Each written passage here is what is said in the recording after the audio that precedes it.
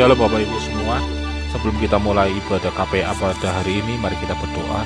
Terima kasih Tuhan Yesus. Pada hari ini Tuhan, kami kembali diizinkan untuk mendengarkan firman-Mu. Karena itu Tuhan, biar kami bisa mempersiapkan hati kami, pikiran kami, telinga kami untuk mendengarkan firman-Mu Tuhan, sehingga kami bisa berkonsentrasi dan mengerti apa yang Tuhan inginkan. Berfirmanlah Yesus, kami siap mendengarkan firman-Mu. Di dalam nama Tuhan Yesus kami telah berdoa dan mengucap syukur. Haleluya. Amin. Shalom Bapak Ibu semua, hari ini kita akan bicara tentang harta yang tak lekang oleh waktu. Kita akan mengambil dua kali pembahasan tentang dua hal yang berbeda dalam satu tema yang sama, yaitu harta yang tak lekang oleh waktu. Hari ini kita akan bicara yang pertama, yaitu tentang hikmat. Hikmat adalah hal yang seharusnya kita minta dalam kehidupan kita. Seringkali sebagai seorang Kristen kita berdoa kepada Tuhan dengan 1000 bahkan ratusan ribu keluhan, permintaan dan kebutuhan hidup. Dari kita masih kecil sampai kita dewasa, selalu aja ada kebutuhan-kebutuhan dan permintaan-permintaan dalam doa kita. Ada yang sudah dipenuhi Tuhan, ada yang masih kita harus menunggu dan bersabar sampai dengan saat ini. Bapak Ibu semua, tapi ada satu hal yang seharusnya kita minta, dan ketika kita minta itu adalah menjadi harta yang tak lekang oleh waktu, harta yang berharga, yaitu apa? Hikmat pengetahuan. Dalam 1 Raja-Raja 3 ayat 5-14, saya akan bacakan demikian. Di Gibeon itu, Tuhan menampakkan diri kepada Salomo dalam mimpi pada waktu malam. Berfirmanlah Allah, mintalah apa yang hendak kuberikan kepadamu. Lalu Salomo berkata, Engkaulah yang telah menunjukkan kasih setiamu yang besar kepada hambamu Daud ayahku. Sebab ia hidup di hadapanmu dengan setia, benar dan jujur terhadap engkau. Dan engkau telah menjamin kepadanya kasih setia yang besar itu dengan memberikan kepadanya seorang anak yang duduk di tahtanya seperti pada hari ini. Maka sekarang, ya Tuhan Allahku, engkaulah yang mengangkat hambamu ini menjadi raja menggantikan Daud ayahku. Sekalipun aku masih sangat muda dan belum berpengalaman. Demikianlah hambamu ini berada di tengah-tengah umatmu yang kau pilih. Suatu umat yang besar yang tidak terhitung dan tidak terkira banyaknya. Maka berikanlah pada hambamu ini hati yang paham menimbang perkara untuk menghakimi umatmu yang dengan dapat membedakan antara yang baik dan yang jahat. Sebab siapakah yang sanggup menghakimi umatmu yang sangat besar ini? Lalu adalah baik di mata Tuhan bahwa Salomo meminta hal yang demikian.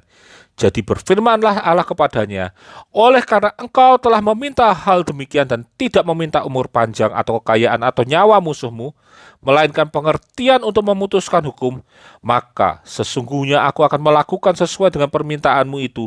Sesungguhnya aku memberikan kepadamu hati yang penuh hikmat dan pengertian, sehingga sebelum engkau tidak ada seorang pun seperti engkau, dan sesudah engkau tak akan bangkit seorang pun seperti engkau. Dan juga apa yang tidak kau minta kepada aku berikan kepadamu, baik kekayaan maupun kemuliaan, sehingga sepanjang umurmu takkan ada seorang pun seperti engkau di antara raja-raja.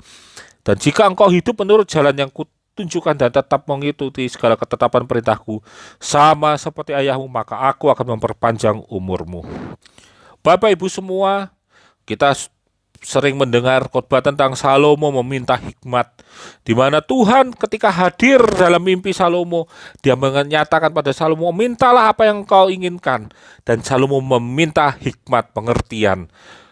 Satu hal yang mungkin jadi aneh, kenapa? Karena yang diminta orang-orang biasanya adalah kekayaan, keberhasilan, kesuksesan, dan sebagaimana macam hal, di mana orang itu meminta sesuatu yang instan. Kita mungkin sering mendengar generasi instan, di mana keberhasilan instan itu yang dikejar. Makanya tidak heran banyak orang yang jatuh dalam perjudian. Banyak orang yang jatuh dalam investasi bodong. Kenapa? Karena mereka minta serba instan tadi. Tapi kita lihat di ayat ini bahwa Salomo tidak meminta kemuliaan, tidak meminta kekayaan, dia tidak meminta musuhnya dijatuhkan. Tapi dia meminta apa? Hikmat untuk tahu mana yang baik dan buruk, mana yang jahat, mana yang baik. Mungkin seringkali dalam kehidupan kita meminta sesuatu yang buruk terjadi pada musuh kita. Tapi Salomo tidak demikian. Dia memberikan contoh teladan bagaimana permintaan yang benar, yang tidak lekang oleh waktu. Harta yang paling berharga adalah hikmat pengetahuan tadi. Mengapa hikmat pengetahuan ini penting dalam kehidupan kita? Dan mengapa hikmat ini selalu meminta kepada Allah? Hari ini kita pelajari. Yang pertama, mengapa harta hikmat ini menjadi harta yang berharga bagi kita? Amsal 3 ayat 11-16 bicara demikian. Hai anakku, janganlah engkau menolak didikan Tuhan dan janganlah engkau bosan akan peringatannya. Karena Tuhan memberikan ajaran kepada yang dikasihinya seperti seorang ayah kepada anaknya yang disayangi. Berbahagialah orang yang mendapat hikmat, orang yang memperoleh kepandaian, karena keuntungannya melebihi keuntungan perak dan hasilnya melebihi emas. Ia lebih berharga daripada permata, apapun yang kau inginkan tidak dapat menyamainya. Umur panjang ada di tangan kanannya, di tangan kirinya kekayaan dan kehormatan.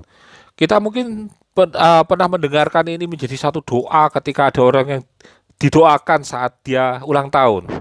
Ada umur panjang di tangan kanannya dan tangan kirinya kekayaan dan kehormatan. Tapi orang lain tidak berdoa, harusnya dia bukan berdoa tentang umur panjang di tangan kanannya.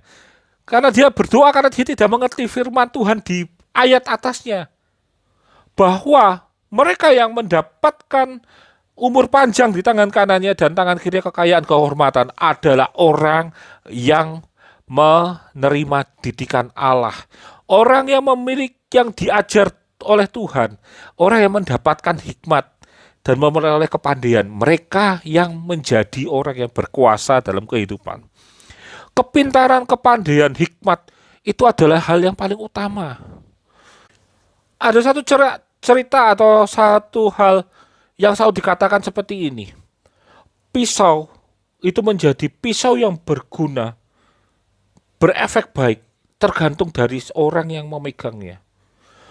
Pisau yang tajam itu akan menjadi satu pisau yang tajam dan bisa menghasilkan satu potongan daging masakan yang baik ketika dia dipegang oleh koki yang ahli. Tapi begitu pisau itu dipegang seorang pembunuh, psikopat, pisau itu bukan menjadi pisau pemotong daging, tapi dia menjadi pisau yang melukai orang lain. Mungkin kita bilang, oh kan hanya pisau. Tapi itu semua tergantung dari siapa yang pegang. Demikianlah dengan uang. Ada orang yang dapat warisan besar dari orang tuanya. Ada yang menjadi kaya karena dia menjadi lebih kaya dengan warisan yang diberikan orang tuanya. Ada yang kemudian menghambur-hamburkan uang tersebut dan akhirnya satu waktu habis dan dia harus bekerja lagi dari awal. Mengapa mereka berbeda nasib pada mendapatkan warisan yang sama? Karena pengetahuan yang mereka miliki. Hikmat, mereka bisa tahu mana yang baik dan mana yang buruk. Sehingga dengan adanya hikmat dan mereka kemudian terdidik, mereka menjadi orang-orang yang mampu mengelola dengan baik. Karena ketika kita menerima satu hal, yang terpenting itu bukan bagaimana kita menyimpannya, tapi bagaimana kita mengelolanya. Bercerita tentang talenta. Ada orang yang mendapatkan 1 talenta, 2 talenta, 5 talenta. Mereka bisa mengembangkan tergantung dari setiap orangnya. Mereka yang berhikmat, dia tahu. Ini bukan tentang pemilik talenta itu yang hanya menitipkan dan hanya mau tahu talenta itu harus menjadi satu hal yang berkembang. Tapi mereka tahu itu tentang tanggung jawab. Hikmat mereka digunakan untuk bagaimana mengerjakan talenta tersebut. Sedangkan orang yang memiliki satu talenta, mereka tidak memiliki hikmat. Yang dia tahu tentang bagaimana jahatnya pemilik talenta ini, tuannya itu hanya mau tahu tentang hasil, bukan tentang bagaimana talenta itu diberikan. Dia bicara tentang ketidakadilan. Karena apa? Karena tidak punya hikmat dalam pengelolaan talenta tersebut. Bapak Ibu semua, mulailah dalam kita berdoa. Kita meminta pada Tuhan tentang hikmat, tentang pengertian yang benar, pengetahuan. Ajarkan kepada anak-anak kita tentang pengetahuan, tentang hikmat, pentingnya sekolah, pentingnya pendidikan, pentingnya terdidik dalam kehidupan kita. Amsal 3:13 berkata gini, berbahagialah orang yang mendapat hikmat, orang yang memperoleh kepandaian. Ayat 14, karena keuntungannya melebihi keuntungan perak dan hasilnya melebihi emas. Dikatakan dia keuntungannya melebihi perak dan hasilnya melebihi emas. Ketika orang diberikan emas tanpa ada pengetahuan dan cara mengelola, itu sama aja. Dia tidak akan bisa mengelola dengan baik. Saya punya satu cerita tahun 71 sampai 79 di satu negara Uganda. Ada satu presiden diktator yang memerintah di negara tersebut. Dia memerintahkan dengan diktatorisme yang kejam, dan satu waktu dia mengusir seluruh ekspatriat. Orang-orang dari negara lain yang bekerja di Uganda, usaha-usaha mereka diambil, dinasionalisasi, lalu diberikan kepada warga mereka untuk menarik simpatik dan dukungan dari warga itu. Nah, yang tidak diperhitungkan adalah warga yang diberikan oleh Presiden Idi Amin itu tidak mampu mengelola usaha-usaha yang ditinggalkan oleh orang-orang dari negara lain yang selama ini mengelolanya. Ada yang diberikan usaha toko roti, tapi mereka yang mengelola toko roti tidak pernah membuat roti yang enak. Dikasih bahan yang bagus, dikasih cara yang baik, tapi karena mereka tidak terlatih, yang terjadi apa? Roti yang mereka buat tidak pernah baik, kualitasnya buruk, rasanya tidak enak. Ada yang diberikan toko usaha sebagai usaha penjahit, tapi orang tersebut dulu hanya buruh jahit, dia tidak terlatih sebagai seorang penjahit yang baik, dan dia memang tidak berlatih dan tidak mempersiapkan diri. Yang terjadi apa? Hasil jahitannya buruk. Akhirnya ketika orang-orang tidak memiliki pengetahuan itu disuruh untuk mengelola, yang terjadi negara itu kolaps habis-habisan. Negara itu kemudian masuk dalam resesi terburuk dalam sejarah dunia, di mana resesi itu menghasilkan kanibalisme dalam dunia tersebut. Kenapa? Karena mereka tidak mampu mengelola, disuruh mengelola. Seorang yang mampu mengelola, dia akan menghasilkan sesuatu yang baik. Seperti pisau yang di tangan seorang koki yang baik, dia akan menghasilkan makanan yang baik. Demikian pula kita. Ketika kita menjadi seorang yang pintar, rajin, itu hanya bicara tentang ketekunan kita dalam nanti bekerja. Tapi yang menentukan bagaimana kita bisa berhasil atau tidak, itu bicara tentang hikmat yang kita miliki. Bicara tentang bagaimana kita terdidik dan pandai, berpengetahuan. Itu yang paling penting. Kita kalau sebagai orang tua membekali anak, bukan tentang uang yang banyak, bukan tentang rumah yang kita miliki, tapi tentang apa? Pengetahuan yang besar, pengetahuan yang tinggi, pendidikan yang jelas, pendidikan yang tinggi. Ayah saya selalu mengajarkan kepada kami, sekolah tinggi, standarnya S1. Kamu harus terdidik dengan baik. Supaya apa? Kamu tidak hidup dalam kacamata kuda. Duniamu tidak sempit. Kalau istilah Bapak Gembala yang paling terkenal adalah, kalau bapakmu dulu tukang becak, kamu harus jadi ojek minimal. Atau kalau bisa kamu adalah pengusaha becak, bukan lagi tukang becak, melanjutkan usaha bapak. Bukan seperti itu. Jika kamu seorang penjual tempe, maka anakmu harus bisa menjadi seorang pengusaha tempe, bukan menjual tempe di sebelah kita atau di pasar selanjutnya. Bukan seperti itu. Itulah gunanya pendidikan tinggi. Sebagai orang tua, hal yang perlu kita wariskan adalah pendidikan yang tinggi. Kita dorong anak kita. Dan rumusnya jelas, bahwa pendidikan yang kita berikan kepada anak, yang kita siapkan ke anak, tidak kita berikan dengan cara yang halus. Firman Tuhan pun sama.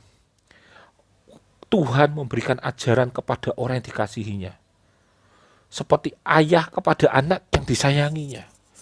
Ketika Tuhan memberikan ajaran itu, dia tidak memberikan ajaran dengan lembut saja, tapi dia mengajar dengan keras, mendidik dengan tegas. Demikian pula kita.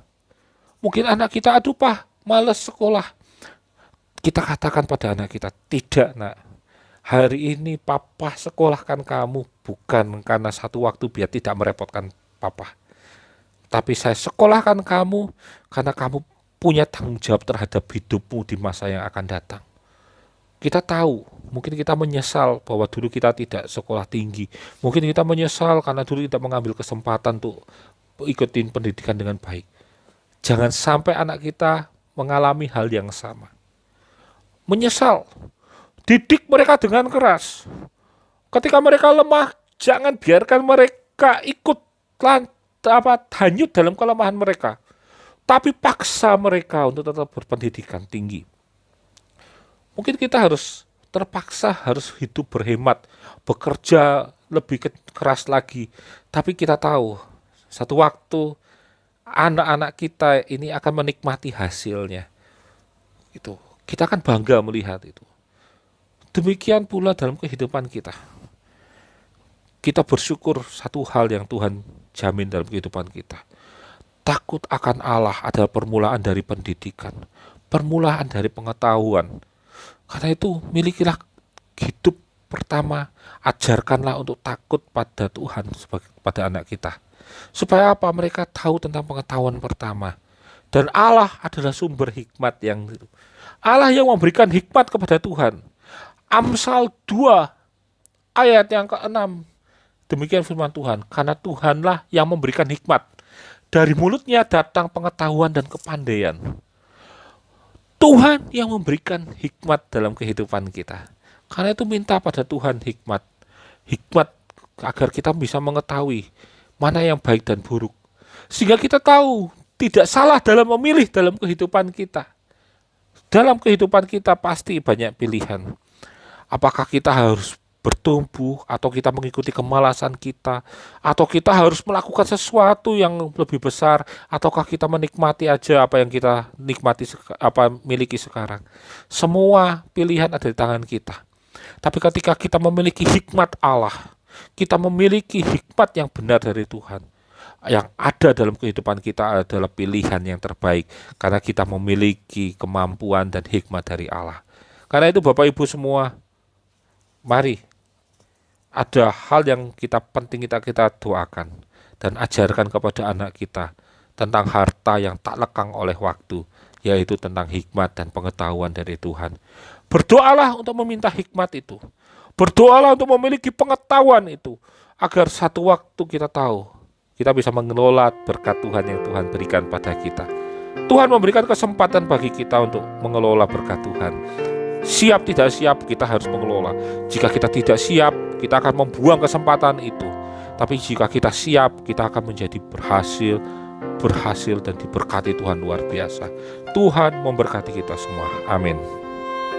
Mari Bapak Ibu semua, kita sudah mendengarkan firman Tuhan, kita berdoa. Terima kasih Tuhan Yesus. Pada hari ini Tuhan Kau mengingatkan kami untuk mengerti apa yang harusnya kami minta dalam doa kami. Kami tidak lagi meminta tentang kekayaan, minta berkat-Mu Tuhan.